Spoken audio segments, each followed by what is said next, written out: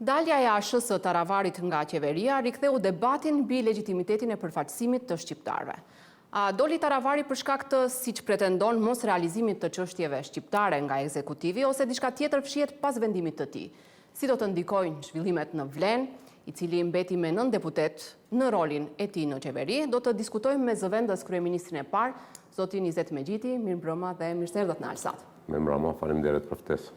Zoti Megjiti, ditë më parë thatë se loja sapo ka filluar, nëse flasim me fjalorin e futbollit, nëse në pjesën e parë loja është në favor të Frontit Evropian 5-0, në pjesën e dytë thatë se loja do të zhvillohet në terrenin e Frontit Evropian.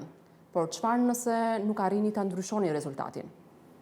E para, mendoj që qeveria është formuar mbi parime, domethënë mbi disa parime, lufta ndaj korrupsionit, shteti ligjor, decentralizimi, realizimi i këtyre pikave, që në kupton pra ndryshim, sidomos në kampin politik shqiptar, dhe kjo u bazuar në ata 107.000 vota që janë marrë, që nuk mund të pretendon asnjëri prej subjekteve brenda Vlenit që i ka të vetat, domethënë i ka në xhep, po këto janë vota domethënë që kanë ardhur për ta përkrahur ndryshimin. E dyta, qeveria është stabile dhe është e përkushtuar pra në realizim programit, realizim detyrave, obligimeve që i ka marrën. E treta, deri tash është evidente që ka dalë zoti Taravari dhe në aleancën për shqiptarët që e ka udhëhequr zoti Taravari, shohim një debat të jetë nxehtë, i cili del që është një vendim i papritur, i pakonsultuar, vendim jo transparent, ndoshta edhe i shantazhuar nga diçka që papritur nuk di, po domethënë edhe strukturat më të larta të Aleancës për Shqiptarët nuk e kuptojnë domethënë këtë qendrim ad hoc, domethënë për një herë për të rikthyer nga atje nga iku veç para 7-8 muaj zoti Taravari.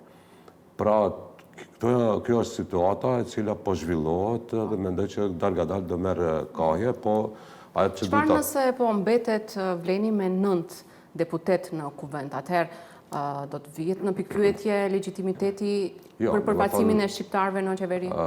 Vleni domethënë nuk mbetet me 9 deputet, as Fronti me ato që i ka, lëvizjet kanë filluar dhe mendoj që ditëve në vijim, sidomos javën e ardhshme, do shifet se nuk është situata ashtu. Si është situata? Mund na e sqaroni sot ministri Fatmir Limani tha se 4 deputet të Frontit Evropian ju bashkuan shumicës. Kush janë ata deputet? Nuk janë finalizuar, domethënë, bisedimet, janë në përfundim me sipër, po e vërtetoj atë që ka një numër të atill i cili veç më ka braktisë Frontin dhe mbështet shumicën. Janë 4 në numër? Po. Kjo është këtë e konfirmoni, pra që janë në 4. Janë të gjithë shqiptar ose edhe të bashkësive të Frontit Evropian? Të Frontit Evropian. A janë të ASH-së selës, sepse u përfol mundësia që edhe deputetët e ASH-s të mund t'i bashkohen? Ju keni komunikim me zotin Sela? Ka debat, kam komunikim me gjithë, domethënë edhe me zotin Sela. Ka debat edhe brenda Frontit, edhe brenda Aleancës për Shqiptarët tek Sela, mirë po mendoj që vendimet e tyre do i publikojnë dhe do i shprehin para opinionit ditëve në vijim.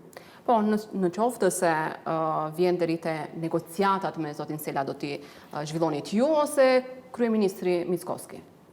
Në kampin shqiptar jam unë. Atë që do të vërtetoj, për mos del që i iki pyetjes Semra, do të thonë qeveria ka numër stabil, afër 2/3, ndërsa në Vleni, do të thonë deputet që vijnë nga Fronti Evropian, prapë do të thonë numri përputhet edhe prej tashmë të që janë dikun 14 deputet. Ashtu. Nëse ASH-ja e Selës, pra, vendos të bëhet pjesë e qeverisë, atëherë do t'i takojnë këto dikasterët që tani i keni, që i mbante ASH-ja e Taravarit, ose mund të ketë edhe këmbim të dikasterëve, si që përfol këto ditë, a mund të ketë rikonstruim të qeverisë? Ajo që është e Vlenit, do mbetet e Vlenit. Kjo është e sigurt? E keni prerë me kryeministrin? Po, do të thonë ajo, sepse edhe kur e kemi formuar qeverinë, nuk janë bazuar vetëm në numra, po ne jemi përfaqësues të shqiptarëve, dhe atë që ka pas, domethënë, kaluar, pse numrat kanë qenë më mirë, domethënë, në favor të subjekteve shqiptare, ne kemi rujt ato pozicione, duke filluar nga kryetari i parlamentit, nga 3 pozitat kyçe deri në dikasteret të nivelit të dytë, eshallonit 2 dhe 3. Pra, edhe tash nuk bazohen në numra, po ajo që është pushtet që i takon Vlenit, mbetet i Vlenit. Edhe nëse mbeteni në... Pjesë e Vlenit të ardhmen, individ, subjekte tjera, është çështje që diskutojnë, debatojnë, po me këtë pushtet menaxhon Vlenit. Ashtu, edhe nëse mbetet numri i deputetëve 9, nuk do të preket asnjë ministri? As kjo e shëndetësisë? Jo. Në rregull. Çfarë do të ndodhë me... Derisa nuk vendosim, domethënë, në rrethona të tjera për këmbim resoreve, mirë, po tash për tash kjo temë është e mbyllur. Çfarë do të ndodhë me postin e zëvendës kryeministrit për qeverisje të mirë, që e udhëheq zoti Arben Fetai? Ai këto ditë nuk e kemi dëgjuar, ka ndarë mendjen, do të mbetet në qeveri ose do të shkojë me Taravarin?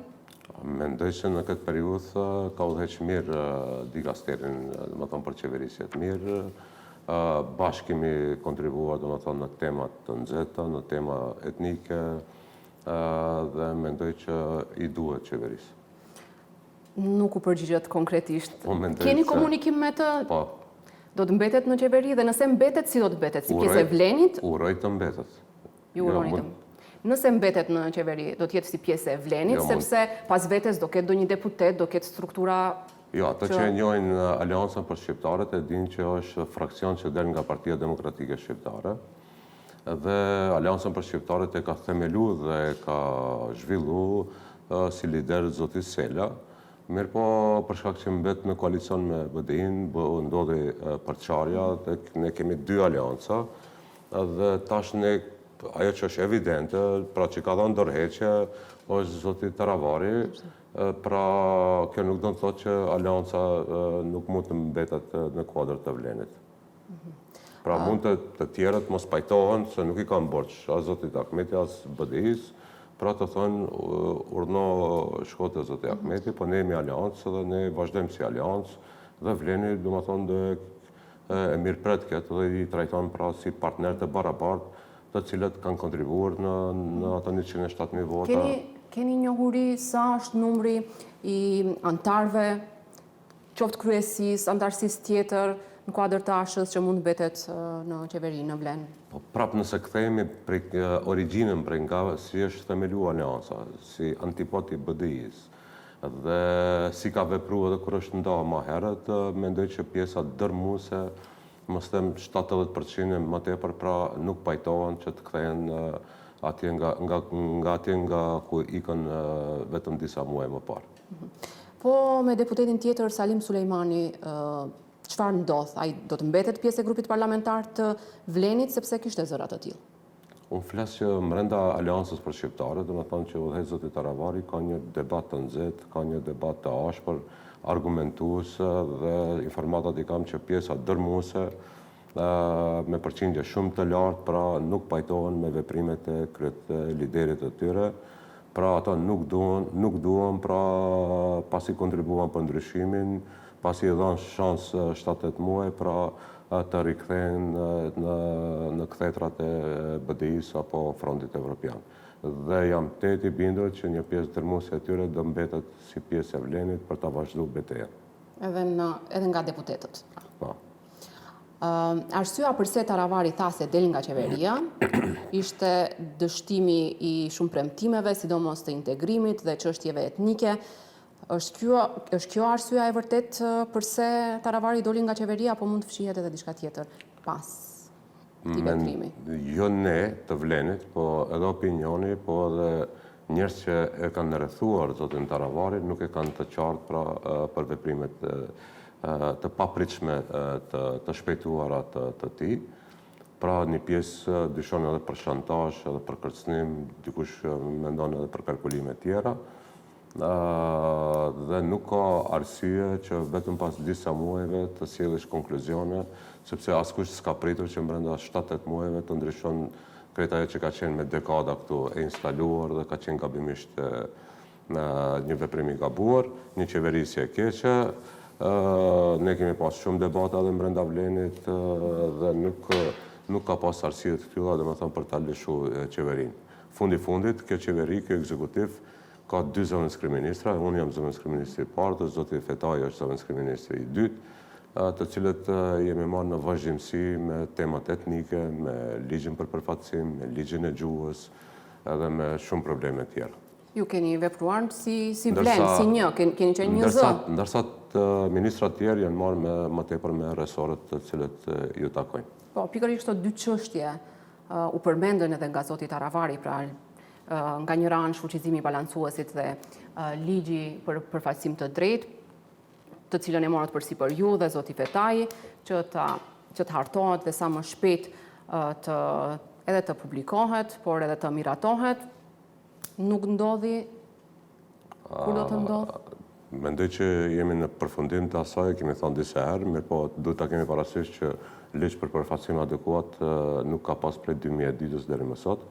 Është hera e parë që ne po e ngrem, domethënë fillimisht nuk ka pas as balancues, për vitin 2016 është vendosur mekanizmi i balancuesit, dhe ky balancues nuk është shfuqizuar nga ky ekzekutiv, por nga gjykata kushtetuese, dhe hera e parë pra del edhe kryeministri, edhe ne, edhe kemi thënë publikisht që është kategori kushtetuese, do avancojmë çështjen e balancuesit do e trajtojmë pra me ligj të ri, as me zgjidhje ligjore. Në rregull, po u dhën shumë afate prandaj, nuk po tash duhet ta pranojmë që një pjesë fajt e kemi ne, është një pjesë të mirë të kohës, pra kemi humbur me energji brenda llojit, brenda vetvetes, duke u marrë, sepse zoti Taravari kohën e fundit, domethënë ka pas shumë rëndësi, a do shkon me listat veçanta apo do shkon me listat përbashkëta, a do shkon me kandidaturë në këtë komunë apo atë komunë, apo cila do jetë hisja e aleancës, duke i marrë se prej ku e ka ofertën më të mirë, prej Vlenit apo prej Bashkimit Demokratik për Integrim. Pra nuk e ka pas mendjen të ligji për përfaqësim ose të tjera. Po as në kuadër të integrimeve nuk u bën hapa serioz, sidomos për ndryshimin e kushtetutës. Sot, gjithashtu, në preskonferencën e përbashkët të përfaqësuesit të lartë BE-s dhe kryeministrit, u tha që ndryshimet kushtetuese janë kusht, plani A dhe nuk ka plan tjetër për Maqedoninë e Veriut. Kryeministri nga ana tjetër ishte i prerë se nuk e ka ndërmend pa garanci të bëjnë ndryshimet kushtetuese, i bie kjo që do të mbetemi të bllokuar kështu edhe për shumë kohë? Po si mbasoj logjika atëherë ne shqiptarët që shumë vite domethënë mos jenë pjesë e qeverisë, sepse edhe 8 vitet e fundit tema kryesore ka qenë ndryshimet kushtetuese, gojën plot domethënë për ndryshimet, por nuk ndodhen ndryshimet kushtetuese, mirëpo nuk është arsye për ta lëshuar qeverinë. Edhe sot po të jemi të bindur që lëshimi i qeverisë e ndihmon, e shpejton procesin e ndryshimeve kushtetuese, do ishmi bashkangjit gjithë zotit Taravari, por nuk ka argumentuar këtë drejtim dhe mendoj se këto janë vetëm pretekste për pazaret që i ka bërë me Bashkimin Demokratik me Integrim. U përfol edhe për një skenar tjetër, a ka mundësi që largimi i zotit Taravarit të jetë koordinuar me kryeministrin dhe pas zgjedhjeve lokale, nëse shënon rezultat të mirë, të rikthehet bashkë me BDI-n në qeveri? Para, domethënë, kryeministri ka bërë disa arvatje për ta mbajtur domethënë brenda qeverisë, edhe Vleni për hir të vërtetës, domethënë, jemi mundu për ta kuptuar thelbin e problemit që e ka zoti Taravari. A është në vërtetë domethënë çështja e listave të veçanta, çështja e ndaj komune, një komunë më tepër ose një komunë më pak, po në fund domethënë Vleni kuptoi shumë qartë që nuk këto janë vetëm pretekste, problemi kryesor qëndron me atë që zoti Taravari në çdo moment kishte 2 opsione. Kishte opsion Vlenin dhe Bashkimin Demokratik për Integrim, dhe këtu kemi qenë të prerë. Edhe në emision të juve kam deklaruar që Vleni nuk toleron domethënë të jesh edhe pjesë e Vlenit, edhe bashkëpunëtor me opozitën. Pra, thoni që nuk ju pengonin juve listat e veçanta, aq sa ju pengonte bashkëpunimi i mundshëm me BDI-n. Po, sa i përket listave të veçanta, domethënë është një fenomen i cili nuk ka ndodhur prej viteve 90 deri më sot. Asnjë koalicion qeveritar nuk ka shku domethënë në zgjedhje lokale me lista të veçanta, ndërsa në qeveri se kanë qenë bashkë. Para e dyta e kemi sistemin e dantë që i favorizon të mëdhejt, dhe këtu nuk ishte logjik duke qenë të mëdhejt ne të përçahemi edhe të shkojmë të veçdit. Mendoni se do t'ju dëmtojë? Pra, problemi esencial ka qenë atë se nuk ishte problemi a do ja japim zotit Taravari 4, 5, 6 komuna, po problemi ishte se ku i çon ato komuna. ditën e zgjedhjeve në Maromi nuk e dim a t'i gëzohemi fitores apo ta shohim si një mundësi për kërcënimin e ardhshëm nga zoti Taravari. Mendoni se do ju dëmtojnë këto zhvillime tani në prag të zgjedhjeve lokale? E konsideroni të humbur Gostivarin, Vrapçishtin, si do të ndikojë në Çajir, dalja e Ashës? Jo, për shkak se ne kemi një rikonfiguracion të skenës politike dhe duhet ta presim, domethënë se si do zhvillohet deri në fund ky ndryshim i skenës politike. Domethënë edhe sa i përket deputetëve dhe sa i përket antarësisë dhe sa i përket anketave, mendoj që do jenë më të favorshme për Vlenin se sa paraprakisht sa ishin. Këtë vërtetojnë edhe anketat që janë bo nga Instituti Demokratik NDI dhe nga agjensione tjera, që më shqiptarët, votuesit shqiptarë shohin dy tabore, shohin BDI-n dhe Vlenin. Dhe gjithçka që graviton ndërmjet tyre është që shkrihet, domethënë zhduket prej skenës politike, dhe po ashtu duhet ta pranoj, pra për ne do jetë pak më rënd, po do jetë rruga më e pastër, objektivi do jetë më i pastër, ndërsa ne duhet po e kompenzojmë me atë që po bëjmë aleancë pra me qytetarin, me votuesin, me organizatat qeveritare, me profesionistët, dhe shumë shpejt pra Vleni do promovon figura me kandidat të Kur mendoni ti promovoni?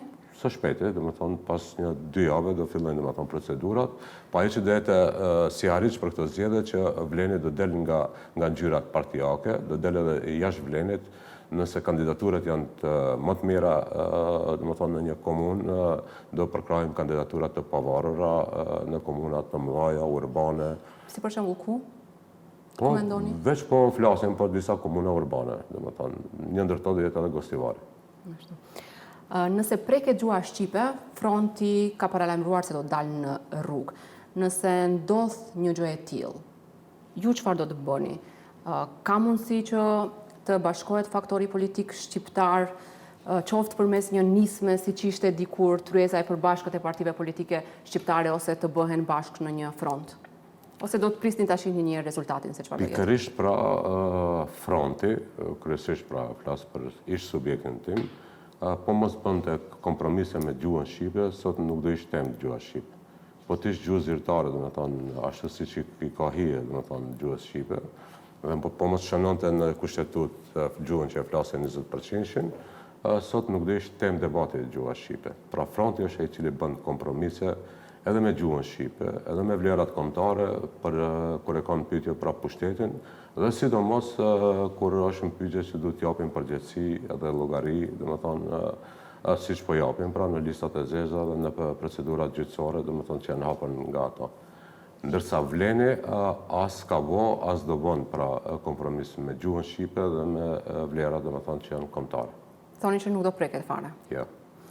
Dhe një pyetje fare në fund, me që është aktuale këto ditë, ndër kandidatët për guvernator të Bankës Popullore janë 3 kandidat, mes tyre 2 janë kandidat VMRO-s, ish ministra të njohur për opinionin.